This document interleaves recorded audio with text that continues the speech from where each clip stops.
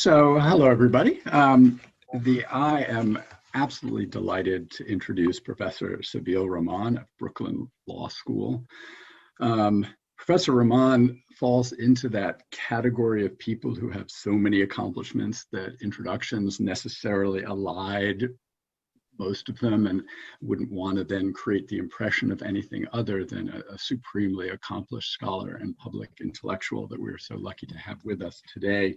Let me just simply state that his prize-winning work, which focuses on democratic governance, on political economy, and on political and economic inequality, has been published in a range of venues stretching from prestigious law reviews and peer-reviewed journals to what we would call them, places where public intellectuals write, the Atlantic, the Nation, and the New Republic. He's truly a public intellectual, combining of scholarship with policymaking and advocacy, not only in his academic work, but as the president of Demos, a public policy think tank focused on creating a just, inclusive, and multiracial democracy. So I hope you will all join me in welcoming Professor Rahman. Zoom applause. So the way we're working this is right, Sabeel, is you give your talk and then I'll keep a queue and call on folks when we're done. And again, I'll keep my eye it's easiest if you'll actually raise your hands, not, using the mechanism. And then I'll also keep an eye on the chat if people have questions they'd like to put there. Great, that sounds great. Thanks so much, Rule, and thanks, Jody, as well, but both of you for hosting, inviting. Jody and Rule are two folks who I've been learning from for as long as I've been doing this work, and it was just such a pleasure to get the email invite, and great to see so many. I wish I could meet you all in person, but it's great to meet so many other folks who I've been following and reading and thinking with in my own work these last few years. So I won't talk for too long because I know the hour goes by really quick. What I want to do is just frame up some of the main themes for this paper. And as Rule mentioned, I'm sort of wearing a couple of different hats at the moment between the work at Demos and my time at the law school. And so this was a really welcome opportunity to sort of come up for air, step back a little bit and think about some of the underlying themes around the policy debates and kind of issues that I think we're grappling with. So this is really looking forward to the conversation. A little bit first, perhaps just about my own set of scholarly interests. I think in a lot of my work has really revolved around this set of questions around, on the one hand, how do we reckon with the deep structural inequities, disparities of economic power, racial inequities, gender inequities baked into our modern political economy? What does that mean for the kinds of policies we need, the kinds of legal institutions, structures that we need to respond? And on the other hand, so that's kind of one first core theme. And then the second one for me is really about institutional structures. So I think a lot of times when we talk about inequality, we might think in terms of, well, what's the policy intervention? And I'm interested in that.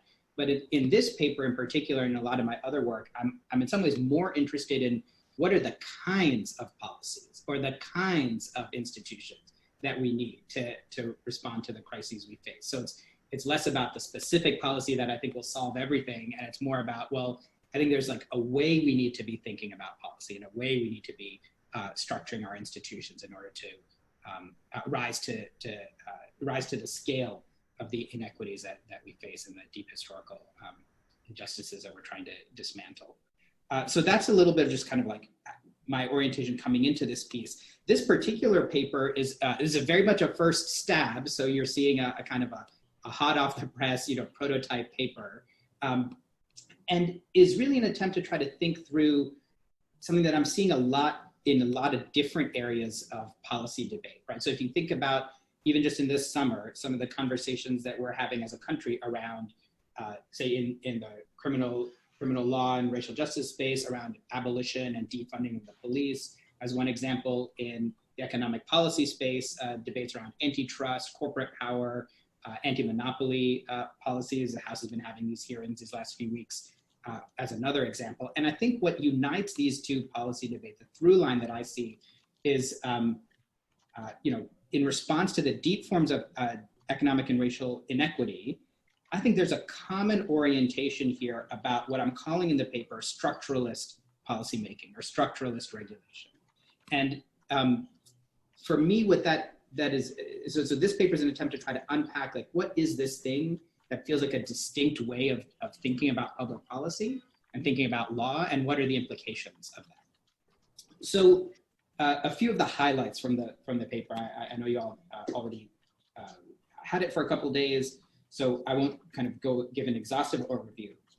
Just a couple of the key themes. So one, I try to define the idea of structuralist regulation in this paper as really being about a couple of different things at the same time. One is a set of ideas about the what of public policy, that we should be focusing on sort of underlying root causes, or other times in the paper I use the metaphor of upstream, downstream, that you want interventions that are upstream, sort of further up in the causal chain, as a way of opening up or having a bigger ripple effect, bigger impact downstream, right? So if we think the problem is, take disinformation and misinformation on Facebook as a platform, for example, one response is, which is a response that Facebook and others have taken for the most part, content moderation, right? Let's increase our ability to supervise, oversee the individual instances of content on the platform, screen out fake news, screen out certain types of hate speech, right? And that's on a kind of case-by-case individualized basis. A different set of proposals is what I think of as upstream and more structural, which would be, what if we, impose some of these antitrust type of solutions to break up Facebook? Or what if we had different interventions like a ban on targeted advertising, which would change the incentives and therefore change the business model in ways that would reduce the incidence of the kind of problematic virality and misinformation and disinformation. Two very different types of policies. To me, what distinguishes them is there's a different logic behind the structural, what I'm calling the structural ones. It's trying to operate at that root level. It's really more prophylactic in nature, and less focused on sort of individual case-by-case adjudications. So that's the first theme. This is really about moving upstream, or kind of root causes.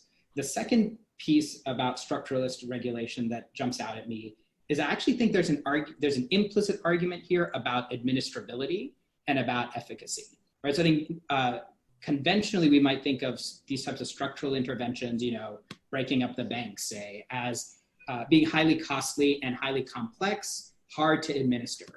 I actually think that's not quite right, and really more of a holdover about a presumption of that market ordering and private ordering is presumptively more efficient. It's really much more about sort of how we think about political economy than it is about the empirics of it. You could make the case, I think, that breaking up the banks is actually a more administrable way of dealing with systemic risk, that antitrust solutions to say say Facebook or Amazon is actually more administrable than trying to deal with all the many downstream different types of fires that you're trying to put out as a regulator. And I think that analogy carries forward. So this is the second theme for me, that structuralist regulation actually is more administrable or more efficacious than it's usually given credit for. So that's number two.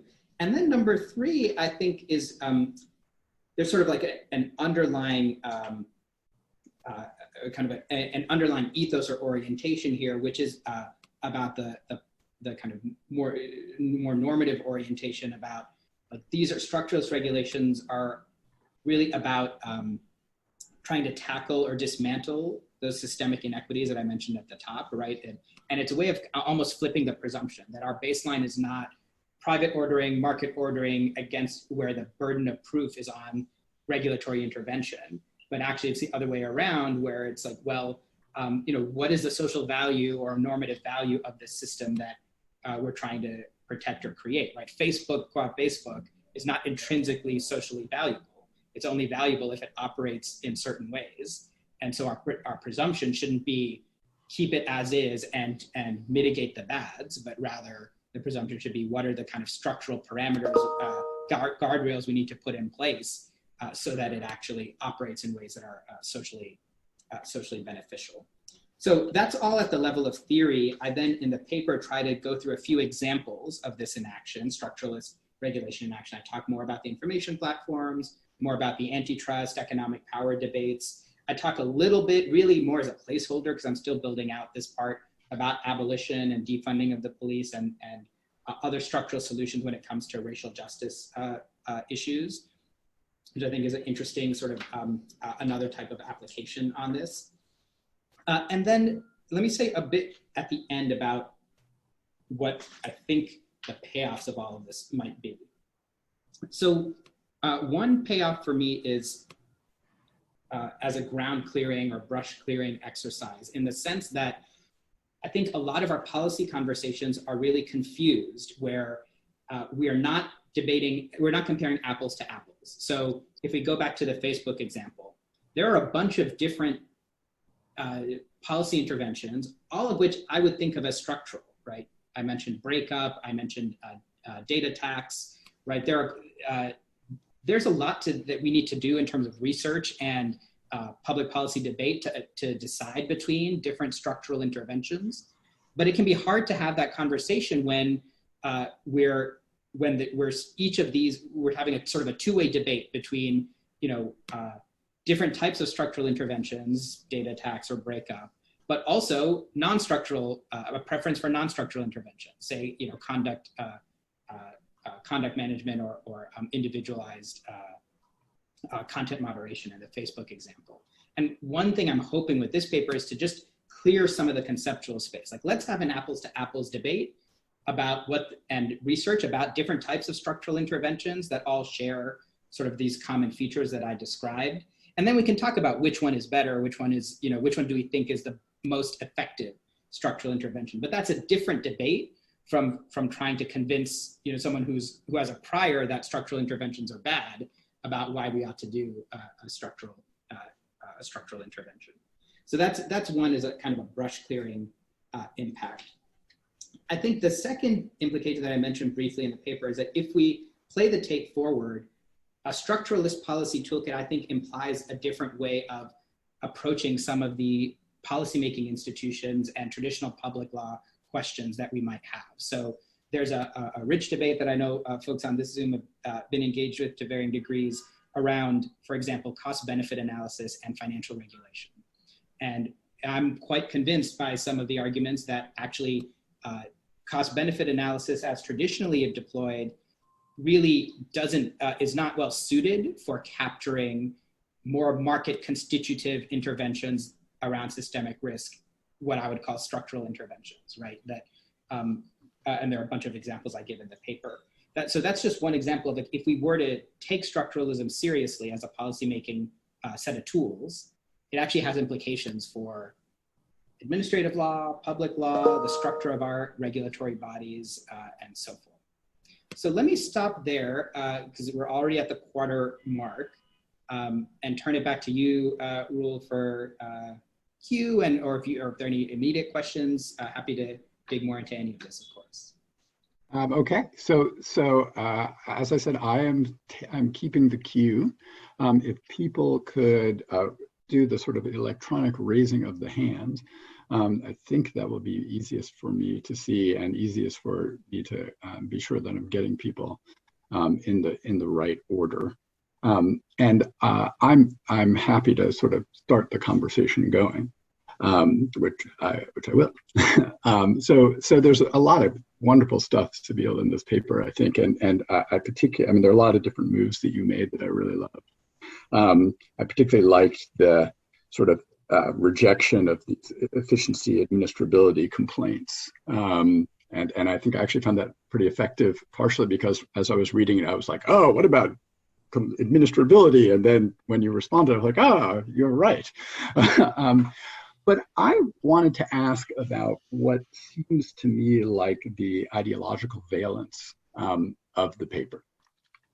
Because it seems to me that one of the sort of fundamental, but maybe not stated as explicitly as I might like, premises is that this sort of structural intervention or structuralist regulation has a progressive cast to it. And part of that is because of you sort of constantly referring to the idea that it's being opposed to sort of presumptions about market-based norms, and that why do you want to have that presumption? And I guess I find myself not convinced by that.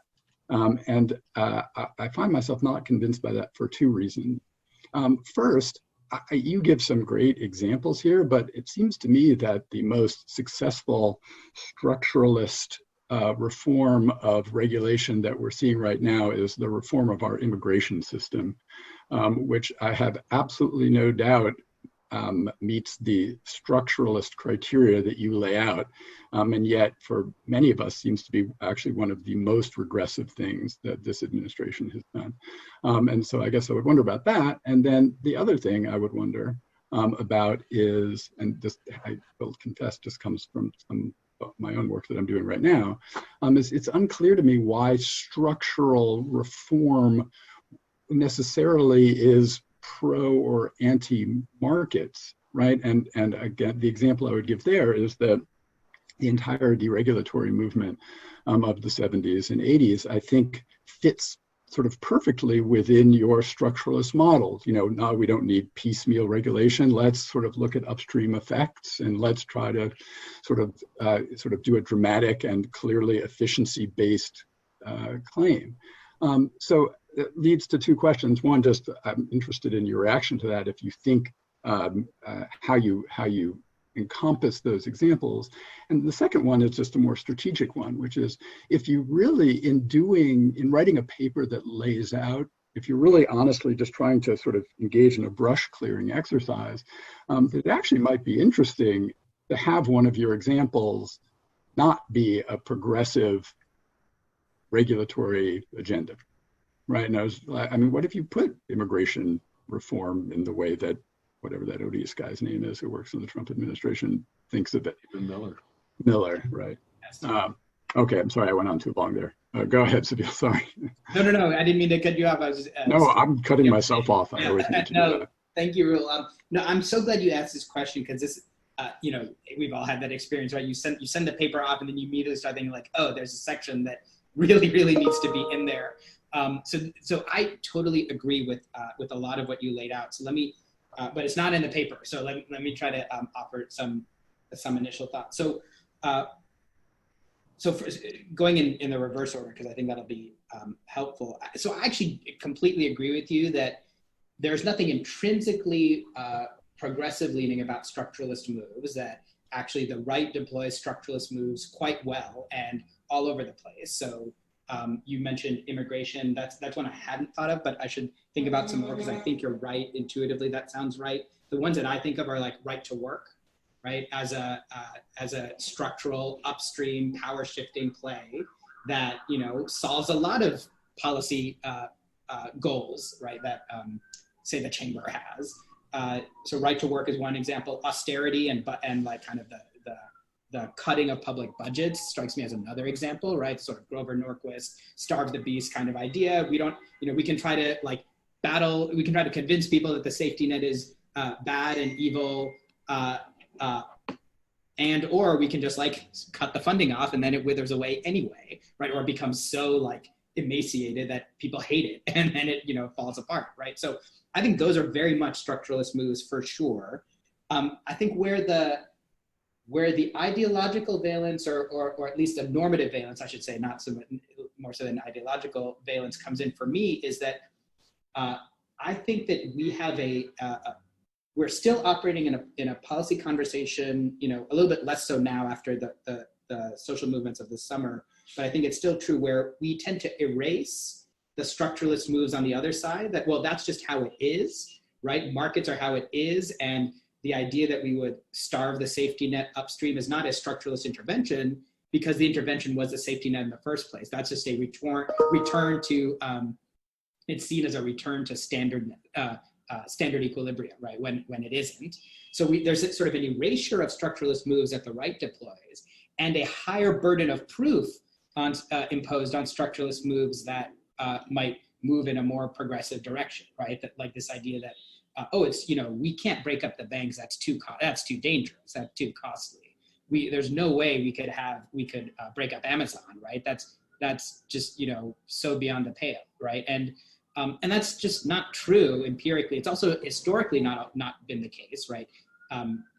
Historically, I think our presumptions about what's common sense and not have changed dramatically over the last century. So I think a lot of that is subtext in the paper. So I appreciate that it's not really in there. But I think your question is making me realize that actually, if I were to be more explicit about structuralist moves that have a conservative valence, that would help land better this definition, this idea of structuralism as a concept. But B, I think it actually makes clearer the normative project that I do have, which is to try to rescue a kind of progressive structuralism that I think is going to be needed to combat the type of economic and racial inequities that we're up against. Great. Okay, so I have Dave Owen. Go ahead, Dave. Oops. Sorry, I have my video off because I am multitasking and cooking lunch for my kids at the same time I'm listening. Really liked the paper, and I'm going to send you some written comments. I was really interested in it. I also agreed with Roel about, I had similar questions about ideological valence. So a quick comment and then a question. Comment is that, what you're describing, this debate between structural and other forms of reform, seems like it comes up repeatedly and in many different, every field confronts it in times of change and sometimes even not. So there's a lot of examples out there. One that might be really interesting to look at is energy law reform in the 80s, 90s, because that's a realm where the reforms turned towards more market-based systems that was not seen as returning to like a status quo. It was revolutionary to do that.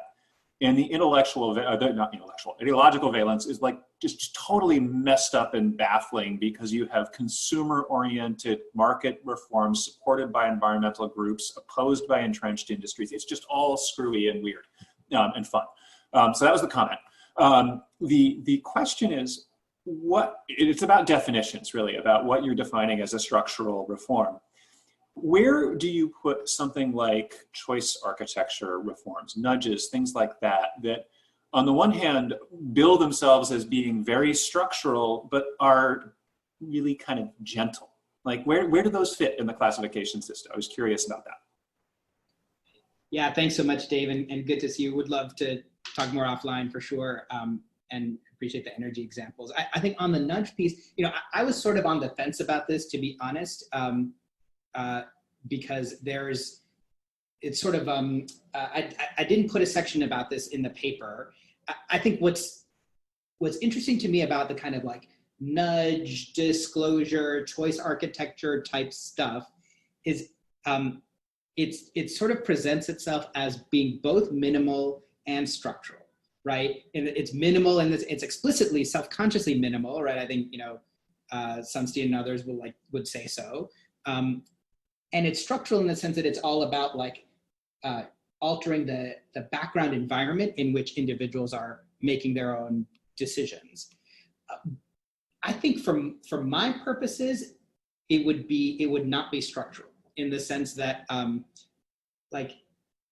think a lot of the choice architecture nudge type stuff is sort of like the high watermark of what you can do with non-structural interventions, right? Like, so if we take, for example, some of the, a lot of them are sort of like about, well, how do we change individual behavior to, steer people into, say, into purchasing healthcare or into like making more healthy food consumption decisions. Like, yes, or we could stop subsidizing corn syrup, and actually then our whole food production line would have a very different nutritional composition, and that's like a very different type of intervention than Bloomberg banning the big soda gulp or whatever, right, in New York. And so like I think that this idea of upstream in the causal chain does a lot of work for me in distinguishing what I'm thinking of as structural from the more nudge type stuff.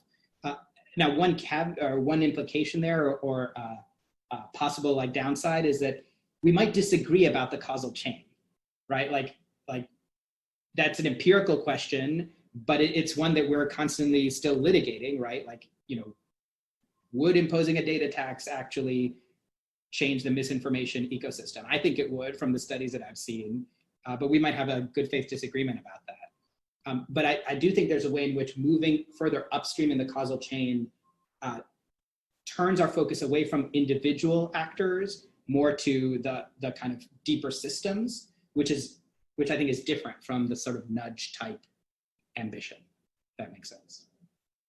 That may not be satisfying as an initial answer, but that's where I'm at right now. Okay. Radhika. Hi. So this is such a fascinating paper and project, Sabeel. Thank you for sharing it. So on the ideological political valence, thinking about structural change as opposed to incremental, your paper makes me think about kind of like, revolution, right? Versus kind of tinkering with meliorative. And I'm wondering whether the ideological valence of structural change actually pushes more or works better for the right than for the left. Because it's easier to kind of tear down existing structures and say, let's just leave it, as opposed to kind of getting rid of existing structures and replacing them with wholly newly created structures. And here I'm thinking about healthcare and the Affordable Care Act, right? The move from where we were towards universal healthcare as an aspiration seems so incredibly difficult. And the vested interest groups and all of the power structures are such that to remove and to replace with another structure seems impossible. But to say, let's just tear down the structure and leave it to the market, like whether there's a kind of a anti-government sort of bias in structural change that pushes more in the ways that Rule was suggesting with the immigration debate, that's easier than the alternative. Yeah, thanks so much, Radhika. I love the question. I think so this is all in the category of, I think, as I build out, like, what does structuralism from the right look like, sort of like that's a whole missing section in the paper. So thinking out loud a little bit, I think my gut intuition is that it's not necessarily the case that structuralism is easier if you're coming from the right. But it's, insofar as it's easier, I think that has more to do with the like ideological currents we're swimming in, sort of like our received presumptions about market ordering being more commonsensical than government intervention, but it's not about structuralism per se. And so to your point about it's easier to tear down, well, I think part of what's so fascinating to me about abolition and the conversation we're having about abolition, defund the police, abolish ICE, is that actually that's exactly the move. People have been trying to get rid of the Department of Education for years, right? And now we're having a conversation from the left about let's get rid of ICE and the police, or in police departments. And it's actually the exact same move. It's the exact same move as right to work, as austerity, as starve the beast. And it plays out very differently in our politics, which I think says more about this sort of like those normative waters or ideological waters we're swimming in, rather than like every argument you could offer about why austerity or tax cuts is a cleaner response to the sprawling safety net and its errors, you could probably use in context of abolition too, right? And so I think that's an initial thought, which I think sort of just echoes some of what I was getting at with Rule. But I was, sorry, just one more piece is that this was something that I think was a little bit confusing for me to tease out when I was writing the paper. This conversation is already helping me, is how to explain the fact that if structuralism can apply just as easily across a political spectrum, why it still seems to have the balance of structural interventions and non-structural interventions still seems to have a neoliberal or conservative valence, which I think it does. And I think it's because we have I think it's not because structuralism is intrinsically conservative. I think it's because that we have an ideological environment in which left structuralist moves are seen as crazy and right structuralist moves are seen as obvious,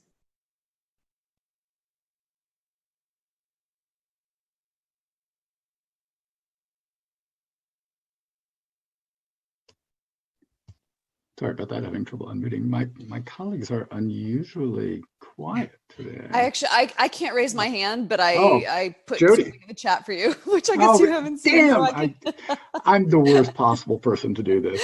That's okay. Yes, Jody, go ahead. Okay, I'll go ahead and step up. There actually, because there are a couple of threads that that I want to keep pulling on.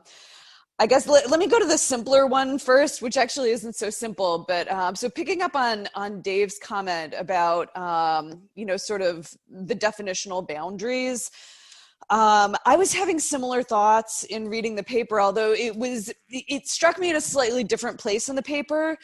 So where I started to wonder about your definition of what's included in structural regulation was when you included things like internal corporate compliance programs, right? Like the Susan Strum, like diversity programs and stuff like that, like the whole idea of organizational culture. I mean, yes, there's a way in which, things like culture are structural in social science terms, but that struck me as really, really different than the kinds of paradigm case structural regulation examples that you were giving, right? Breaking up banks is really different than telling banks to put a compliance system in place. And it seems like your definition has got to account for those kinds of distinctions. So I don't know, maybe something more like a continuum of, and I don't know, I was trying to struggle with what exactly is the difference, right? And does it have something to do with how regulatory subjects are constituted, the extent to which we're focused on individuals rather than, I mean, I don't know.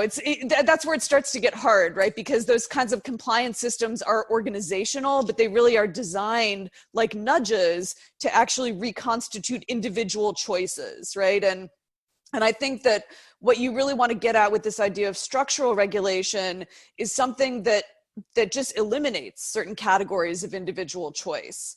So maybe I'll stop there with that one. I have another question, but go ahead with that one. If I'll let other people jump in, and if not, I'll try again.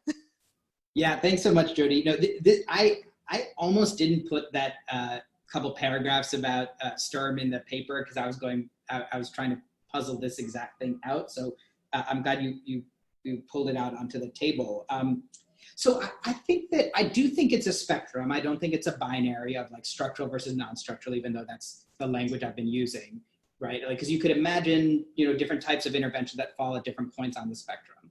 And my intuition is similar to yours, that I think part of what distinguishes the spectrum is sort of what is the regulatory target, right? Is it, and this kind of goes a little bit to Dave's question about nudges, right? Like I feel like it's something qualitatively different if the goal of the regulation is to change individual behavior versus if the goal of the regulation is to change the environment in which the individuals operate versus if the goal of the regulation is to change the even deeper environment in which like firms and like larger entities operate, right? And I think it's that last one that most clearly feels like, intuitively feels like structural to my mind. I think that middle category of let's change the organizational environment or culture in which individuals make their decisions, which is sort of the compliance example, and also I think nudge choice architecture falls into that category. That's like a weird middle space that I feel like is sort of in the midpoint of the spectrum. The other way I was thinking about this, I have a few lines in the paper that I didn't flesh out, is that there are some interventions that I frame as non-structural whose effect is like somewhat structural in the sense that it induces a culture shift. So in the finance example, Ari and Schwartz have that paper recently, which I cite, called Regulation by Threat. And I found that intriguing, that what they're suggesting is that certain types of like heavy-handed enforcement on individual firms can induce a culture shift in the sector more broadly, right? So if the Fed brings a systemic risk designation down on MetLife, the ripple, like it's so costly that the ripple effect might actually change the business models and behaviors of other firms just because they want to avoid getting that kind of a hammer down. Now, obviously this is moot now that, under the current Fed, the rules have all been changed. But I think that's sort of also similarly in this mid category where it's kind of structural, but the way it's getting there is through like through enforcement on individual actors as opposed to through the changing of the background rules. And like I would prefer the background rules approach, but I think I have to acknowledge or concede that there are some of these like hybrid or like partially structural-ish kind of cases. So may I ask another question, and then we can go back to Jody, or if other people, please raise your hand or put something in the chat, which I now know to look at. So Sabeel, so far everybody has, I think, there's some disputing on what category a particular regulatory behavior might fall in, but everybody has, I think, accepted the premise, right, which would be that structural things are good, particularly if done by progressives. And so let me just, for fun, push back on that a little bit, right? And so let me defend ameliorative regulatory tactics. And I guess rather than calling them ameliorative regulatory tactics, let's call them iterative regulatory approaches.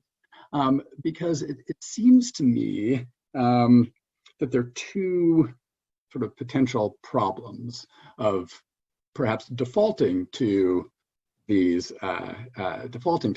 structural changes, and they're related to one another. The first one is highlighted by something you said earlier, which is, of course, we have lots of disagreements about how upstream effects work, what causal chain, what fact causation, how it works.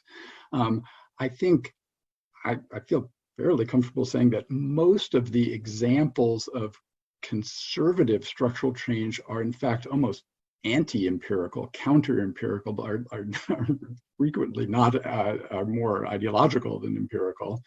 But that may be my own political preferences. I think if you forced me in an environment where I wasn't being recorded to tell you my beliefs about some of the underlying empirics, perhaps of reforms I would agree with, I think I could also say that. So knowing that necessarily there's going to be, in most policy domains, there's going to be pretty serious disputes and questions about how this causal chain might work. That suggests to me that a reason to go slower, a reason to have iterative regulatory models, is not because I believe that the sort of minimally interventionist presumptions that the market would usually work, that's not the reason I'm for it.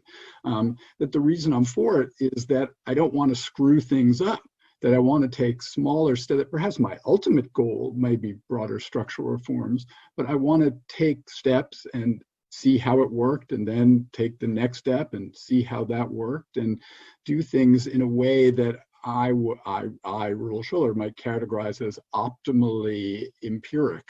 And that just making some, like, I think this, and so I'm going to make an enormous change, that actually, it's not that I love markets, and I think that's the presumption, it's that sometimes when we make big changes, we can really screw things up. Yeah, no, that's great. And I think, I do think there's something to that. So two things come to mind, I think, as hearing you talk, Rule. One is that, okay, there might be times where, let me put it this way. I think an underlying question here is, how do we respond to, how do we make policy under conditions of empirical uncertainty, right? Or deep empirical uncertainty. And one response is sort of incrementalism, or you might, there's sort of like, I think this is where some of the experimentalism, co-governance type of conversations kind of kick in. I think that, like, it's not, you could be experimentalist about structural reforms, I think. I have to think about that some more. But I do think this is partly about, like, baseline presumptions. So, for example, if you have, the precautionary principle, say the way the EU applies it, or the way it's been talked about in context of environmental regulation at times, like, to me, that's a good example of a set of presumptions under uncertainty that actually point to a structural direction, right? That if we're, we may not know exactly what the causal chains are, we may not know exactly what harms might result, but we know enough to know that like the downside risk is really, really bad. And that's it. That's enough for us to then make a subjective judgment call that actually we should be more precautious here than we might otherwise be, and just ban the thing, right? And I think there's a version of that in say the too big to fail conversation, what Jody was alluding to earlier, also in say on the going back to the misinformation disinformation thing. Part of my unease about say the oversight board, the Facebook oversight board, which yes, we could, in theory, that would allow for case by case incremental sort of learning by doing, but I think the scale of the impact, toxic impact of weaponized virality that we're already starting to see is so great, and the social value, like the harms of like putting the stops on that business model seem to me so trivial that, like, yes, I would rather be precautious. But we might have the same facts and come down on different sides of that question. But I think that's fair enough. Then at least we're having like a debate on the same terms. Like we have a set of facts that we agree on, a set of facts that we can agree are somewhat uncertain, and then we're just coming to different subjective judgments on like what do you do then in result, which I think is different from like right out of the gate a baseline presumption that actually you couldn't do breakup because it's just like so outside the realm of reasonable possibility that we're not even going to talk about it, right? And I think that's already now putting the thumb on the scale in a problematic way. Great. That makes a lot of sense to me. Paul Bolanek, then Manoj, and then back to Jody. So really fascinating paper, and I love the interplay of kind of deciding what is and what is not structural. And I love how you've come to this idea that almost there's a continuum here. And with that in mind, I'd like to jump off a little bit of what Rule said, is there may be another reason because of this continuum between purely structural and, if there's such a thing, which I'll get to in a second, and sort of more nudging, and then a little bit farther down the line, more directly interventionist. And maybe Rule's point that not just empirically it's a good idea to go step by step, but almost sort of like for structural acceptance's sake. Let me see if I can explain what I mean, is that structure is a metaphor, of course. I mean, there's no such thing as a structure. It's people all the way down. And even if we move things upstream, there will still be people operating the levers of the new structure, and still there will be people being operated upon. Will they simply accept the new structure? Will they reject it? Will the rejection of it be even worse than the failure to put it into place at all? And there may be that kind of benefit to the incrementalism in the sense of getting people used to the ship turning as we're attempting to move the ship upstream. And that's more of a comment than a question, but I think that might be something to engage with as well. Yeah, I like that, Paul. I mean, I think, yeah, I'm still kind of turning that around in my head. I think it definitely connects with this idea of a spectrum. I threw another metaphor at you in the turning of the ship upstream thing, but yeah, right. I mean, I think what I'm hearing in your comment is sort of like, okay, if we, so let's say stage one is like defining the spectrum, like this idea that there is such a thing as a spectrum of structuralist to non-structuralist interventions. Now, let's say we believe that. What I'm hearing in your comment is actually like, now let's set it in motion. Like in time one, the politics around a new issue might be that it's actually hard to justify a set of structural ideas because of the empirical uncertainties that, say, Rule talked about. Right. Over time, we learn enough to know that then in time two, there might still be empirical uncertainties, but we've had enough bad experiences that maybe now our priors have changed in a way that structural interventions are now more plausible, right? Or more. So I like that a lot. I do think there's sort of like, I do think there's like a kind of societal learning by doing that opens up different kinds of political space for structural reforms. People are very stubborn animals, and it may take a lot of time to get people used to the new structure as you move towards it, is what I'm sort of suggesting. I think there's something to that. John Coffey had this piece that came out shortly after, in the early Dodd-Frank debate days, where he talked about sort of the regulatory sine curve and this idea that like after a crisis, it's easier to move bigger changes, right? Because people respond, and then over time, people chip away at that because they get complacent. So I think that's some of what you're getting at. The one thing I would one wrinkle, I think, for me is that this goes back to sort of what Radhika was raising. I do think there's a way in which like our ideological waters that we swim through kind of puts a thumb on the scale of even like how people interpret crises or flashpoints in ways that already prejudge what's plausible or not as a policy matter, right? And I think that's like another layer that I don't talk about explicitly in the paper, but part of why I'm so interested in sort of rescuing this idea of structuralism is to try to like alter that kind of background set of presumptions so that, you know, when crazy things do happen, as they happen every day now in 2020, like we can at least have sort of a right kind of updating of our priors, right? As opposed to having our blinders on in ways that are unhelpful. Manoj. So really interesting piece. I'm trying to think about the reason why we want to have structural changes versus these non-structural changes. And so I think the answer is, well, we think of them as more effective because they more fundamentally deal with the issue. So you're talking about cures versus just treating the symptoms.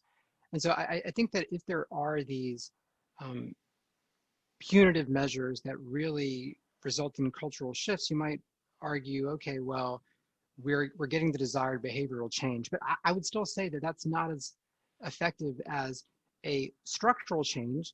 And the way that I would potentially think about the differences, even if the results were the same, is that one involves the absence of the presence of this oppressive government force.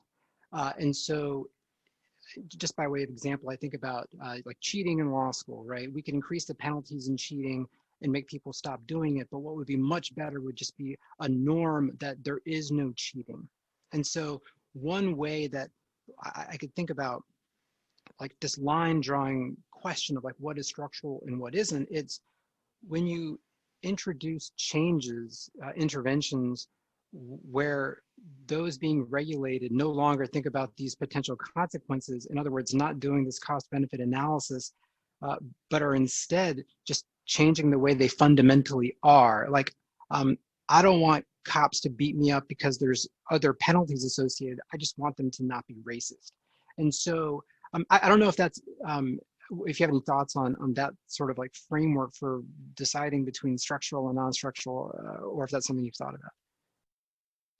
Yeah, thanks so much, Manoj. I mean, I think to me, this goes a little bit into that stream that Jody was starting us off on. It's sort of like, I feel like there's a bunch of interventions which might get you to the same result, but in a way that is where the baseline is different or is a little bit unstable, so to speak, than for what we would want. So like on policing, I think this is part of my, part of what draws me to some of the kinds of structural policing reforms that are now being talked about around defund and so forth, or invest divest maybe is a better frame, as opposed to like, you know, let's weed out the bad apples, right? Because if the structure is racist, then, you know, no amount of weeding out the bad apples will stop the fact that there's like a high incidence that will keep being manufactured by the system itself, right? And I think, so I think to me, that's part of the distinction of why, even if you can get say 60% or 90% of the outcomes you want by non-structural means, there are some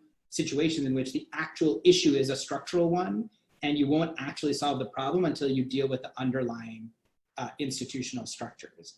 And I think this might be a little bit of a distinction from some of what Paul was saying a minute ago, right? I think, I don't know if it was central to your comment or not, Paul, but you said sort of in passing that, you know, it's individuals all the way down. And I do think there are some things here where like the nature of the problem itself adheres in the structure and not in the individuals who inhabit the structure. Right. So like, so if we take like systemic risk as an example, like, okay, maybe we could say like, let's just get all virtuous traders. But there's something about like the structure in which the rules, the incentives in which they operate, that you're going to still get bad risk taking unless you actually say, throw up a financial transaction tax. Right. And I think that's the analogy to policing that you were talking about, Manoj. So that's a little bit of a long-winded answer, but I guess my bottom line to your question is that I agree that some types of changes that you want actually are about fundamentally changing the baseline in a way that you might be able to approximate but with non-structural interventions, but will ultimately, to get full success, would require a structural intervention. And I think that's where I said earlier of like a brush clearing exercise. I think that's part of the brush clearing that I think, I say in the paper, part of my hope with this intervention is that then we can have apples to apples conversations. That's one of those apples to apples conversations, right? Like if we were agreed that the goal is to actually like change the system itself and we're just selecting means, then we can, that's one thing. But if you're criticizing my proposed solution because you actually don't want to change the system that I want to change, well, then we're not even having a real conversation and like we're kind of wasting everybody's time. Jody. Paul, did you have a response? I saw your hand go up. Oh, I just suddenly something flashed into my head, and I thought it'd be interesting to point out. That's a really good point, is that the structure, say, of trading, right, creates the bad apples because it provides the incentives. It takes perfectly normal people and turns them into bad persons who do bad things. If that's true, though, should we be focused very specifically on what is it about the system that turns human beings into bad apples, right? And then if we're doing a really targeted sort of look at that, that's the kind of intervention where I'm not sure where that falls on the continuum, but it's a really interesting point that we've suddenly really focused on. We're turning human beings into bad people through this structure. What is it about the structure that does that to human beings? And I think that's a really smart way to look at that question. Just wanted to jump on that. Okay, so I guess I'm gonna zoom out a little bit here, perhaps unfairly, because it's going beyond the four corners of the draft that you gave us. But what I want to suggest is that you could get a lot of mileage on actually a number of things that were discussed here today through a deeper engagement with your very own law and political economy framework. So as I was reading this paper, I kept seeing tensions because I had recently read the other, and I kept seeing tensions between this paper and the framework that you lay out, which I think it really speaks to the difficulty of the task that you set out with the law and political economy framework, right? Yeah. I mean, the ways that we talk about these issues are so taken for granted, so ingrained, and even when we explicitly want to fight them, we find ourselves writing in those paradigms. So let me just give you a few examples. I mean, in this paper, you talk a lot about cost-benefit analysis, but the law and political economy framework tells us we should be resisting that. We should be talking about values, right? So why are you not doing that here? Is that a strategic choice? Is that just sort of like a phase that you're working through and then you're going to get to the next? So I was curious about that. You talk almost not at all about democracy in this particular paper. And in fact, it's really in many ways an incredibly technocratic paper. Which again surprised me just kind of in light of the law and political economy framework. But I think in some ways that those ideas of democracy kind of go to what Paul was talking about. This notion that at the end of the day, even if we do have these structural problems, they're enacted by individuals, right?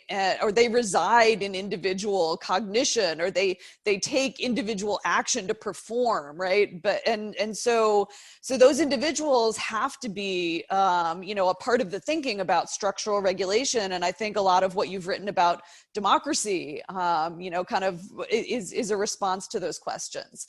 So. Yeah, no, I love that, Jody, and I'm realizing that the clock is ticking rapidly, so I'll be very quick. So just on the CBA piece, it was a little bit intentional in the sense that I wanted to try to turn the tables a little bit on with both CBA and administrability as like concepts that I use in this paper. I wanted to turn the tables a little bit on, like this notion of why we wouldn't do structural reform. So often the counter arguments are to use these tropes about it's costly, it's not administrable, and I wanted to invert that. But you're absolutely right that like my own the normative substrate of this paper is very much the LPE piece, right? Like I'm concerned about economic power. I see structural interventions actually as critical to rebalancing the terms of economic and political power in ways that are more equitable and inclusive and small d democratic. And that's exactly why we need more structural interventions. And so I don't really spell that out in this version of the paper at all. And I think one thing I'm taking away from this whole conversation is, on the one hand, if I'm more clear about the kinds of like conservative structuralisms and talking about those, that then also gives me room to then be also more clear about my own normative priors, right? And I think I was having trouble balancing that, and which is why I kind of kept that part, the LPE part, bracketed in this version, or relegated to the footnotes at least. So I'll take that on for sure as something to do in the next version. Okay, well, we are sort of essentially out of time, but I don't know if there's any sort of brief question that anyone else has, or Sabeel, I guess if you would want to wrap up in some way, or if there's some particular question that you would love people to email you about in response to, or if you could make use of this last minute or two. And let me also just invite, if Sabeel can, let me invite Sabeel to stick around afterwards, yeah, and if other around. people have things they want to follow up on, we'll keep the meeting going. Of course. Yeah, I'm happy to stick around for a couple minutes for sure. Yeah, no, I'll just say before we lose people, just thanks so much. This is great discussion. I've got a ton of notes, definitely welcome other things that might spark for you all. My emails, you'll have my email, would love to talk offline. It's really fun to get to share a prototype piece with august groups such as this, and we get to actually like pressure test. So this is really, really great. So just thank you all for reading and commenting, and great discussion. Fantastic. So I think time for Zoom applause. Woo!